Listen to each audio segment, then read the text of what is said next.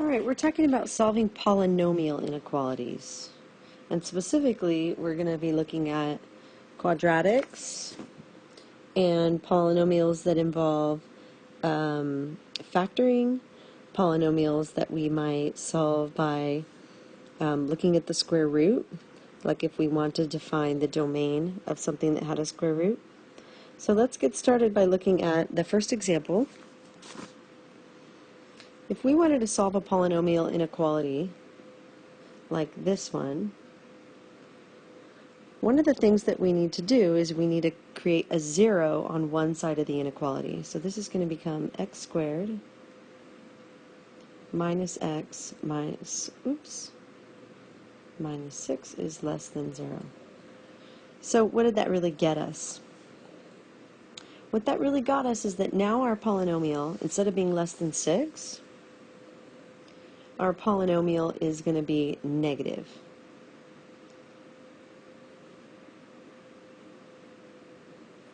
So we always want to set up our polynomial to either be less than 0 and be negative, or be greater than 0 and be positive. So the next thing we want to do is we want to temporarily replace the inequality symbol with a equal sign so that we can solve our polynomial and find what are known as the critical numbers. The critical numbers are going to become the boundary points for the range of values that work. So I'll show you what that looks like as we get a little further down, but let's go ahead and solve this guy. X squared minus x minus 6 equals 0. This guy factors really nicely. X minus 3, x plus 2. Apply the zero product property. You get x equals 3 and x equals negative 2. So these guys right here are my critical numbers. And they're going to be my boundary numbers. Okay, so let's take a look at the graph of this guy. So I'm going to start by taking a graph and putting those critical numbers on my graph. So I've got negative 2, and then I had positive 3. So essentially what I've just done by plotting my critical numbers is because those critical numbers are going to be the boundaries, they've basically broken the number line up into what I call 3 neighborhoods. So we've got, we'll call this neighborhood A, and we'll call this neighborhood B, and we'll call this neighborhood C. So now what we can do is we can test neighborhoods. So how do you test a neighborhood? Well, all you really have to do is choose one x value in each one of these neighborhoods and test it. Remember that our polynomial, the way we had it set up, our polynomial was such that we were supposed to have x squared minus x minus 6 was less than 0. In other words, we were hoping that our polynomial would be negative. So as we're plugging in these values from our neighborhood, we're seeing if it makes the polynomial negative. So let's start by testing neighborhood A. I'm just going to pick negative 3 and plug that into my polynomial.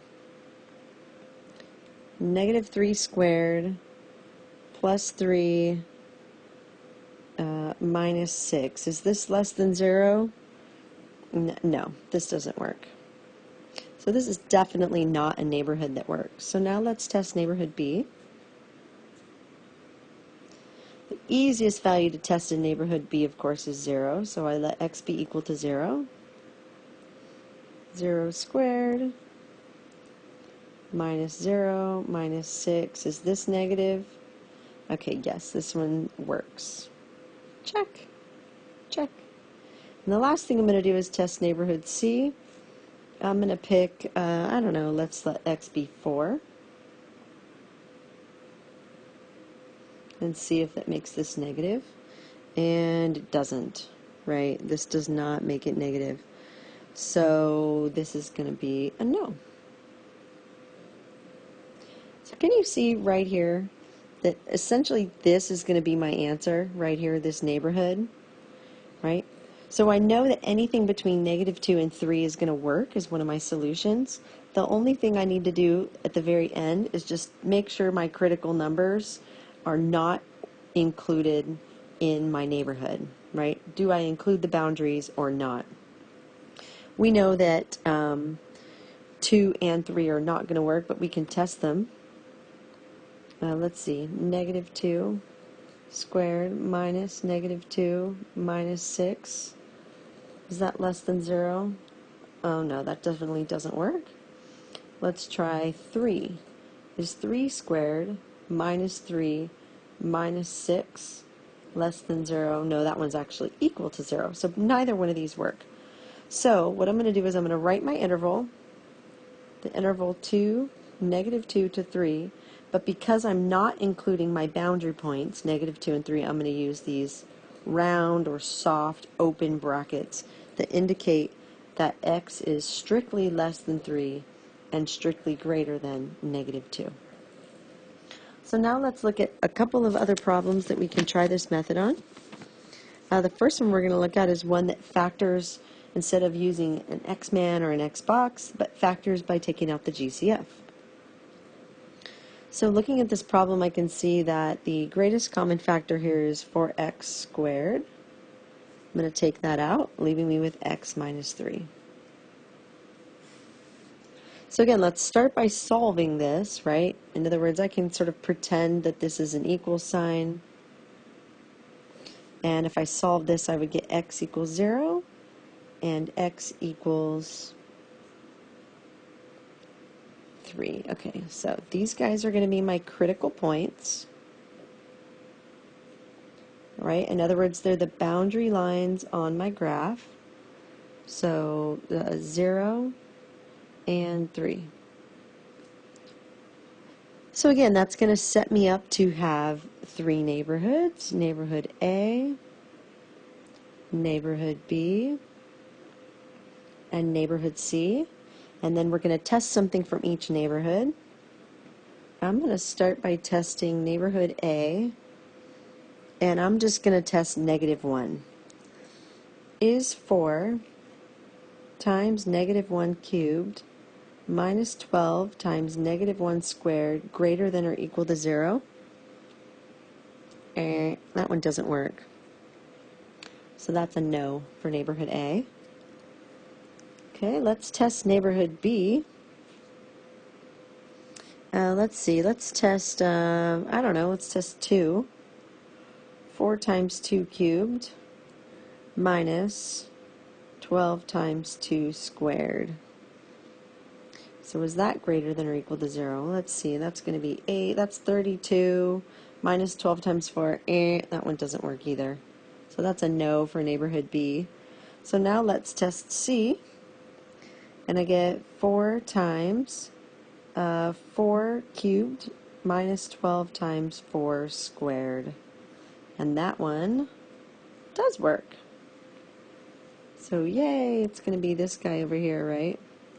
The last thing we want to do is just double check and see if the boundary points or the critical points actually are included in our solution. So first let's test 0. I'd get 4 times 0 minus 12 times 0 greater than or equal to 0. Yes, so this is 1. And let's test 3. 4 times 3 cubed minus 12 times 3 squared. Is that greater than or equal to 0? Check. That one also works. So this guy right here is a solution, 0. This guy right here is a solution, 3. And then all of this is a solution. So for my final answer, I'm going to list it as the interval 3 to infinity, and also the value 0. And this would be my final answer. Okay, let's take a look at the polynomial in example number 4. Okay.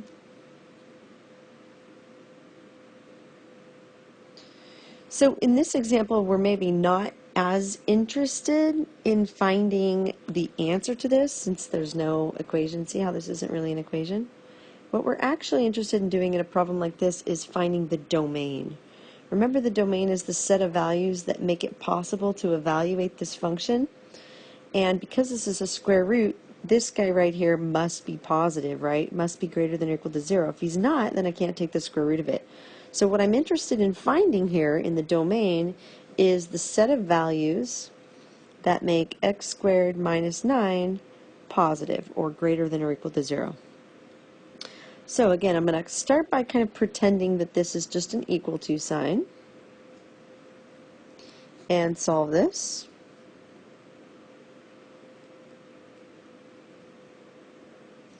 And I get x equals 3 and negative 3. So these are my boundary points. Let's make our number line and put those guys on. My critical numbers are negative 3 and positive 3. And we're going to set up neighborhoods. Neighborhood A, neighborhood B, neighborhood, C. And let's start testing points. From neighborhood A, I'm going to test negative 4 and check to see if this is positive. And it works. So this is a yes. Check. From neighborhood B, let's test 0. And this does not work, so that's a no. And then lastly, let's test neighborhood C. Let's pick, I don't know, 4. Is 4 squared minus 9 greater than or equal to 0? Yes. So this guy also works. Last thing we want to do is test our critical points. Let's see if negative 3 works.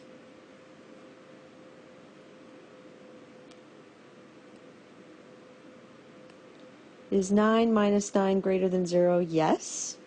So negative 3 works. So let's put that guy in. And then how about positive 3? 3 squared minus 9 is greater than or equal to 0? Yes. So this guy also works. Okay, so again, let's look at this. I've got one set of solutions over here that work, including the boundary point, and one set of solutions over here, including the boundary point. So my final answer is going to be negative infinity to negative 3 inclusive, union, positive 3 to positive infinity. And that's my final answer on that one. All right, let's do one more similar type of idea. It's under the radical. So I'm trying to make x squared minus 2x minus 8 positive or greater than or equal to 0. We're going to ignore the inequality and solve. We get x minus 4, x plus 2, and we get x equals 4 and negative 2. So those are my boundary points. Let's set up our neighborhoods.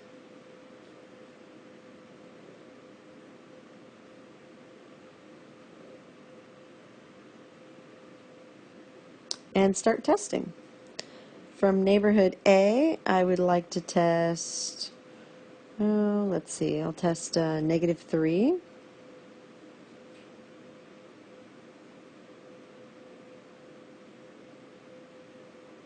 And see if that one works. Okay, that one works, right? 9 plus 6 minus 8. Check, that neighborhood works. Let's test neighborhood B. Let's test 0. 0 minus 0 minus 8. Is that positive? No, that one's a no. And lastly, let's test neighborhood C. Let's pick, I don't know, 5. 25 minus 10. It's 15 minus 8. Is that positive? Oh, that one works. Okay, we'll test our boundary points. Negative 2.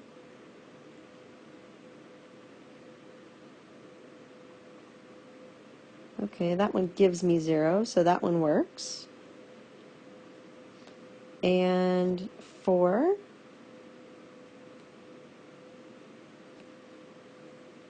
And that one also equals 0, and that one works. So here are my two solution sets, this one including the boundary point -2, and this one including the boundary point 4. And my final answer is going to be -infinity all the way up to -2, inclusive, union 4 inclusive all the way up to infinity. And that is my final answer.